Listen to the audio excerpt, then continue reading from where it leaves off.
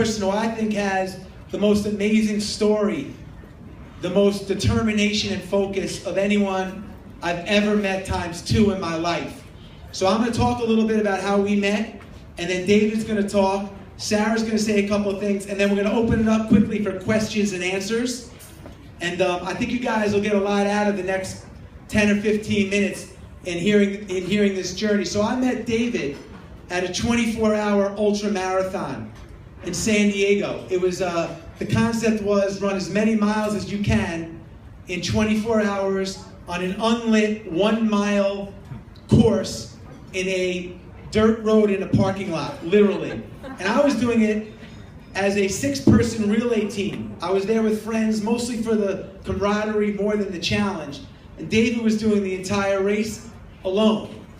And the race was unsupported, which means that when you go to the race, you have to bring your own supplies. So I was coming off the sale of Marquis Jet. I think I overdid it a little bit. I had masseuses. I had a tent with sound, DJ Hurricane. I mean, it was basically a party, and we bought out Whole Foods. We were loaded that if the race went another 2 days, we were ready. But the guy to my left had 3 items.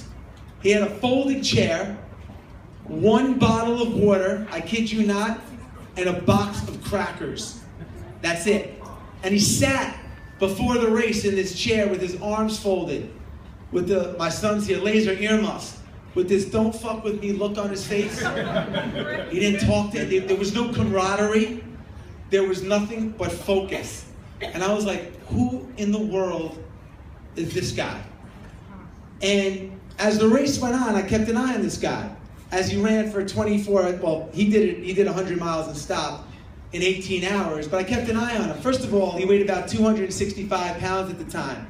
If you know anything about ultra marathons, that's incredibly painful. The pounding that your legs and feet will take if you weigh that much is basically unheard of. During the race, he had kidney failure. He urinated blood at mile 70. He broke every single bone of his small bones in both of his feet during the run because of his frame and because of how fast he was running. He sat down maybe once in his chair to eat his cracker or whatever he had and finished the race. And literally was carried off by his wife at the time and just went away. And I was like, whatever this guy has and makes him tick will make my life significantly better if a little of that can rub off on me. So I Googled him. I went home, I got his number, and I Googled him. And his story was unbelievable. He lost 6 friends in a helicopter crash in Iraq and decided he wanted to raise money for the children of the families of the soldiers that passed away. He's not really a bake sale guy, so what did he do? He Googled the 10 hardest things on the planet, races to do to bring awareness to these families and raise money. At the time, well, before he joined the military, he looked like this. And in 60 days, because that was the cutoff to get to wait to join, or for the right to try out, whatever you want to call it, to be a SEAL, he lost 100 pounds in 60 days.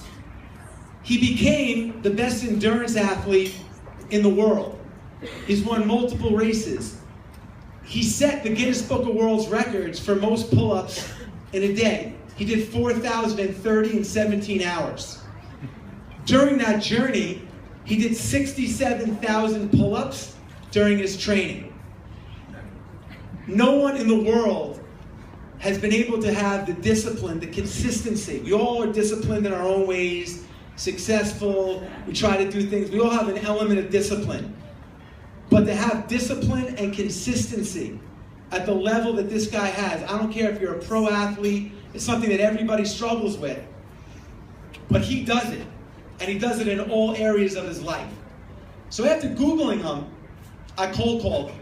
I have this thing that I do if I meet someone that's intriguing or inspiring, or I learn about someone that's intriguing or inspiring, I kind of weasel my way into their life.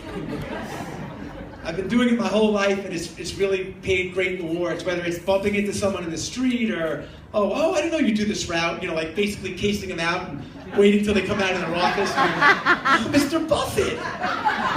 This is Berkshire Hathaway? We have an airplane company.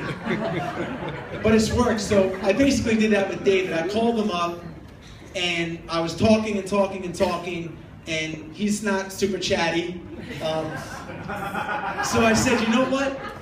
If you don't mind, can I fly out tomorrow and spend a couple of minutes with you and meet you face to face? And he said, if you're willing to pay for a flight, I'll meet you for 10 minutes. So I got on a plane, I flew out to San Diego, where he was stationed, and I started talking to him. And about 5 minutes into the conversation, there was no idea like I'm gonna write a book or have a Navy SEAL with me or like gimmicky stuff. 5 minutes into the conversation, I was like, this guy can make, and we all struggle with this, we all want to make the buckets in our life better, that this guy can make the buckets in my life significantly better. So I just turned to him and I said, do you think you would move into my house with me and my family for a month and like live with us? And he looked at me and he didn't say a word. And when I say he looked at me, I almost left. I was scared. He really looked at me like, what the hell is this guy talking about? But he said, if you do everything I say, I'll do it. So we agreed, we shook hands on it. I called my wife, who had no idea I was even in San Diego, let alone what month it was at the time. And I said, Sarah, we got a guest. And David moved in with us. So the first day that he moved in, he came for 31 days. Now, if I was going for 31 days anywhere, I'd have a knapsack, I'd be overpacked. They'd have to like check my luggage. David had a little knapsack that was his whole world for 31 days. And he came into the house, and the first thing he said to me was, where's the pull-up bar? Not hello, not like, where am I sleeping? Hey man, you got a pull-up bar. So we went down to the gym. He said, I want to see how many pull-ups you can do to kind of get a sense of where I was physically. I'm not a pull-up guy. So I got on the bar, and I got up, and I think I did like 8, but 8, like, get the hell off this bar thing. Like, barely got 8. He said, all right, drop down. He said, wait 30 seconds and do it again. Got back on the bar, I did 6. Struggling. And he said, all right, one more time. We waited 30 seconds, he goes, get on that bar. So I got on the bar, and I got, 3 or 4, and my arms were completely like locked. I'm not even kidding. I really never do pull-ups in this angle. And I'm like, all right, man, that's it. I did 15 or whatever. And he looked at me in the face and said, that's great. We're not leaving until you do 100 more. And he was dead serious. And what he taught, and we stayed there, because I don't care how long it takes, I don't care how you do it. But what he taught me right there, and was a central theme of the book, is that when we all can do so much more. We all have a reserve tank. And I thought I was operating at a high level at that time. I'd run a 100-mile race prior to this myself. I'd done all kinds of stuff. And I thought I was living here. And he taught me that I had so much more in my reserve tank. And here's the saying, when you're done, when your brain is telling you you're done, you're really only 40% done. And that's something that stuck with me in all different areas of my life. So I kept the blog of our journey, and I emailed it to 30 friends. And the blog started getting momentum. And people were telling me that it was motivating, and that it was inspiring, and that they were trying to follow the workouts.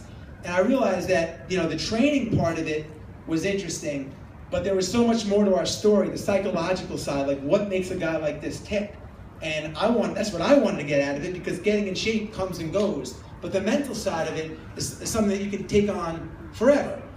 So I decided to turn it into a book, so I could share the other side, not just the workout side, because not everyone's gonna, run or do what we did or whatever. But there's so much more to the psychological side of David. So we put out this book. It's 31 days of our journey together, and I thought it would be a good opportunity from here with this group. And first of all, again, thank you guys.